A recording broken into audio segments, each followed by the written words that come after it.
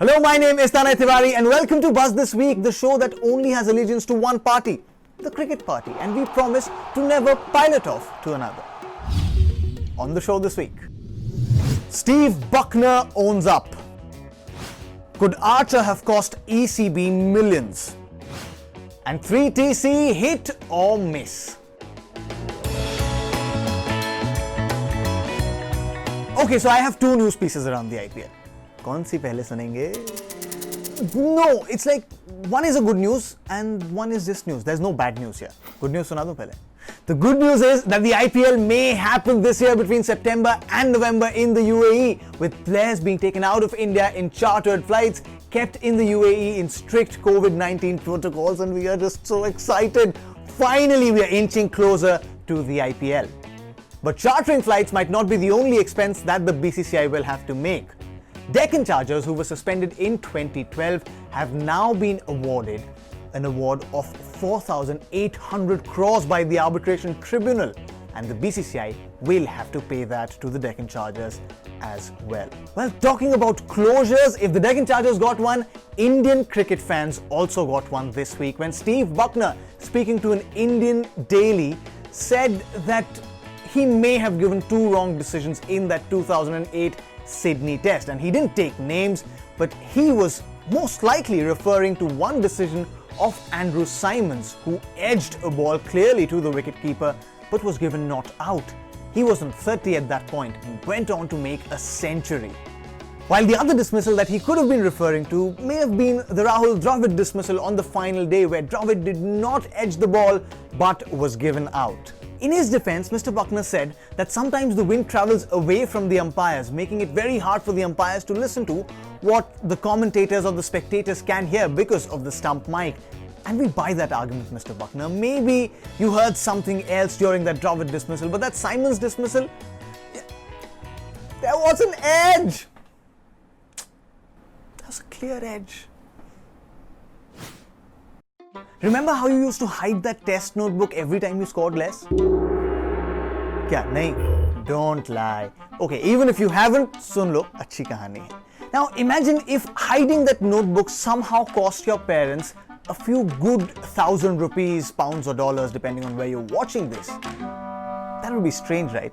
And yet that is what happened to Jofra Archer, who broke the biosecure bubble and almost ended up costing England Cricket Board millions of pounds. Confused? Let me explain.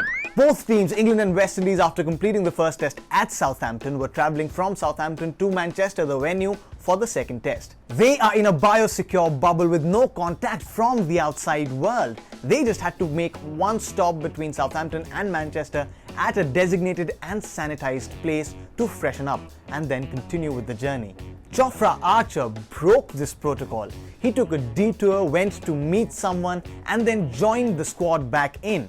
Now imagine, had the person that Jofra Archer met been a COVID patient, Jofra Archer could have contracted the virus. He in turn could have given it to others as well, leading to a ripple effect, leading eventually to either a cancellation of the test match or the entire series. Now, to put everything in context, the ECB receives £20 million for every test match in terms of broadcast fees. Then there are ad revenues. Then there's the money that ECB has spent to make this biosecure bubble, to make this test series possible. All of that could have gone down the drain because Archer took a detour. Yes, it was that big a mistake. Which is what Ashley Giles also said in the post-match press conference on day one. But all is well that ends well. Jofra Archer tested negative. He's been penalized. He's been sent to 5 days of mandatory quarantine. I mean, England still went on to win a thriller of a contest in Manchester. And the good news is that the test series will go on as scheduled. But Archer, man, if my test notebooks cost my parents money,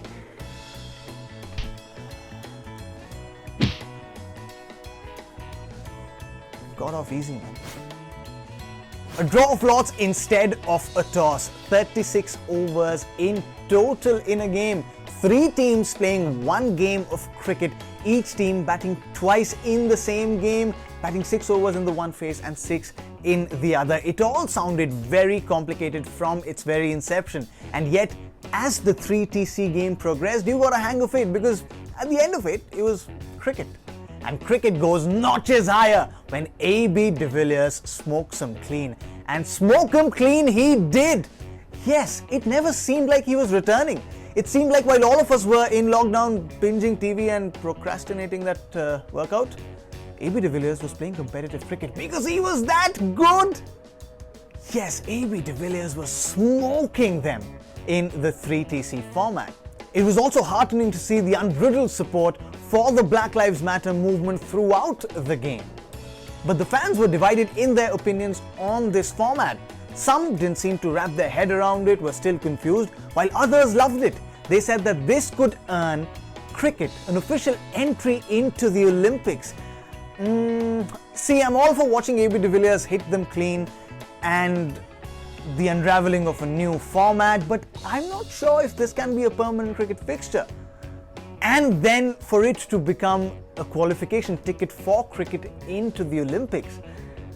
I don't know. What do you guys think? Tell us using #BuzzThisWeek on Twitter. Last week on the Buzz Challenge, you had to pick a spinner who you choose to bowl the first over in a T20 game. And your answers were box, out of the box. Dwaipur Mukherjee on Twitter said that he would pick Mohammad Nabi to bowl the first over in a T20, while Ashish Jain on YouTube said that he would choose Bishan Singh Bedi. And then my favorite, Manas Ranade on Instagram said that while everyone will pick these bowlers, he will pick Sachin Tendulkar to bowl the first over in a T20 game.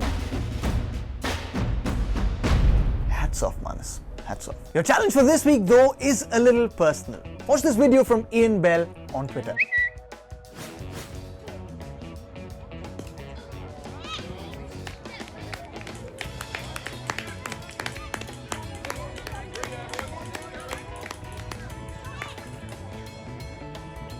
Isn't it adorable to watch those tiny tots play the game we all love? Now here's your challenge. Send us your pictures, your videos of playing the game as a kid.